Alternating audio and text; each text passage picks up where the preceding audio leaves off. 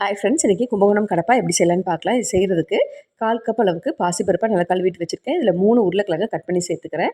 இதோட உப்பு மஞ்சத்தூள் சேர்த்து 3 விசில் விட்டு எடுத்துக்கலாம். ஒரு மிக்ஸி ஜாரில் ஒரு கைப்பிடி அளவுக்கு தேங்காய், 6 பச்சை மிளகா, ஒரு கைப்பிடி முந்திரி, சோம்பு, இஞ்சி, பூண்டு சேர்த்து அரைச்சிட்டு வந்துடுங்க. இதோட 2 ஸ்பூன் அளவுக்கு பொட்டுக்கல்லையும் சேர்த்து நல்லா மைய அரைச்சி வச்சுக்கலாம்.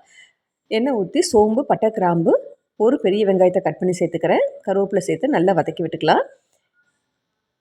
இதோட 2 தக்காளியை கட் பண்ணி சேர்த்துக்கிறேன். மீடியம் சைஸ் தக்காளி எடுத்துருக்கேன். நம்ம அரைச்சி வச்சுருக்க மசாலாவையும் இதோட சேர்த்துக்கலாம். இது எல்லாத்தையும் நல்லா கலந்து விட்டுருங்க. வேக வச்சு வச்சுருக்க பருப்பையும் நல்லா கடைஞ்சிட்டு இதோட சேர்த்துக்கலாம். இது எல்லாமே நல்லா ஒரு கொதி வரட்டும். தேவையான உப்பு சேர்த்துக்கோங்க. உருளைக்கிழங்க கையால் இது மாதிரி மசிச்சு விட்டு அதையும் இதோடையே சேர்த்துடலாம். சேர்த்துட்டு இதுக்கு தேவையான அளவு தண்ணி சேர்த்து நல்லா கொதிக்க விடுங்க. இது கொஞ்சம் தண்ணியாக தான் இருக்கும், கட்டியாயிரும் கொஞ்சம் நேரத்தில் கொதிக்கும் போது.